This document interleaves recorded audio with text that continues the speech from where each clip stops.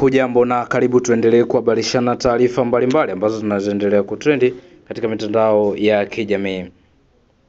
Huku Tanzania bara tukiwa tayari tumeshakwisha muapisha mwanasheria mkuu wa serikali, lakini pia vile siku ya jana ambapo Tanzania bara ilishamuapisha mwanasheria mkuu wa serikali, lakini leo Tanzania visiwani Zanzibar na wao wamekwisha muapisha mwanasheria mkuu wa serikali. Dr. Mwinyi amwapisha mwanasheria mkuu wa serikali Zanzibar. Rais wa Zanzibar na mwenyekiti wa Baraza la Mapinduzi Mheshimiwa Hussein Ali Mwinyi amemwapisha Dr. Mwinyi Talib Haji kuwa mwanasheria mkuu wa Zanzibar. Hafla ya uapisho imefanyika leo tarehe 6 Novemba 2025 Ikulu Zanzibar.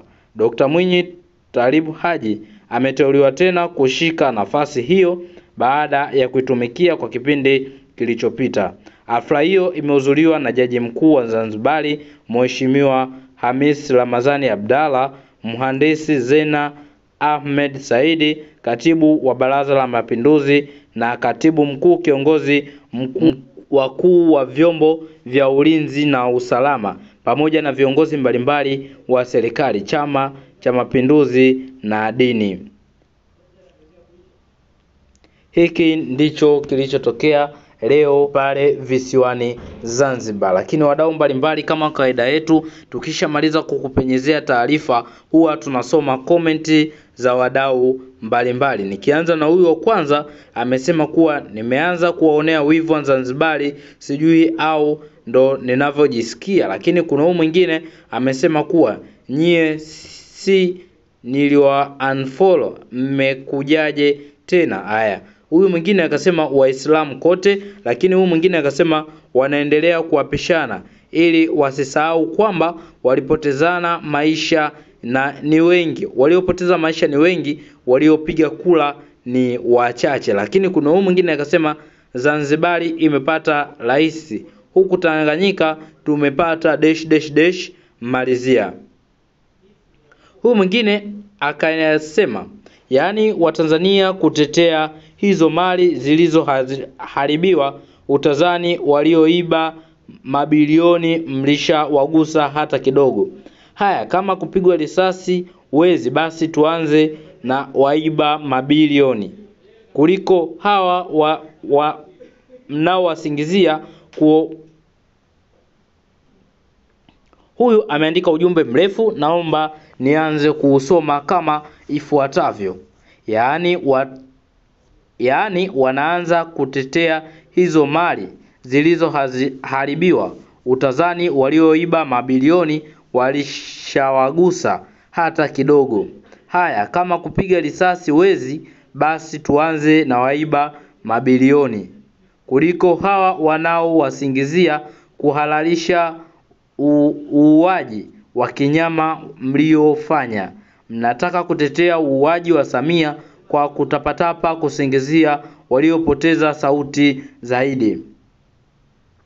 Walioko ndani ya nchi wakawa wamepaza sauti wangapi mmewateka? Kisa hao wengine hamwezi kuwateka, ndio mnataka muwape uzalimu wenu?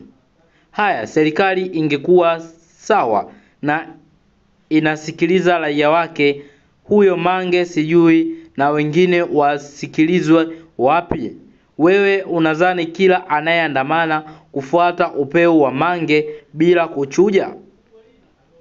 Watanzania wamechoka na hii tabia ya government.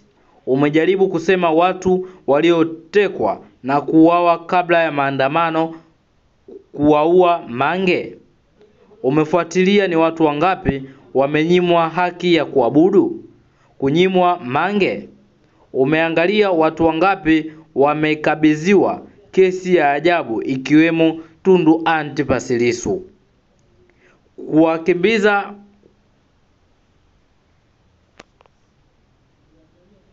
kuwabambikizia Mange unasema ufujaji wa mabilioni ya pesa za umma unatoka chini kwa sasa kuiba Mange. Umeangalia vyama vya upinzani vilivyobichwa sasa hivi kuzimiwa Mange. Unakumbuka waliopigwa mahakamani wameenda kuhudhuria kesi ya Lissu? Umeangalia rais aliyejipa ushindi wa 98%? Iliwahi kutokea before? Umejaribu kuangalia mahakama sasa hivi ilivyo na ya kichoko? Umejaribu kuangalia bunge lilivyokuwa mapambio tu kusifu na kuabudu? Watanzania walianza kuimba lini kuhusu hii serikali? Kuna majibu ya maana walipewa zaidi ya ngonjera majukwaa na kusema hakuna nywinywinywi. Umeangalia vyombo vya habari vilivyo vya kichoko sasa hivi, habari ambayo sio ya kusafisha serikali haipandi hewani, ambayo hawajapewa ruhusa haipandi hewani. By the way, vifo vimetokea nchini. Umeona kauli yoyote ya polisi kuelekea tukio? Kama ni walikuwa wahalifu si wanasema? Kama walikuwa wahalifu si waseme? Hiyo amani mnayoimba ilishatoweka toka zamani. Sasa tuna kiongozi chula kiziwi, hajawahi kusikiliza wananchi wanasemaje. Sasa wanafanya uamuzi kuona waamue abaki madarakani kwa namna yeyote tu. Haya ndiyo maoni ya Mtanzania. Ameandika ujumbe mrefu kwelikweli, lakini ujumbe huu umeendana sawa sawa na tafsida za maneno mbalimbali.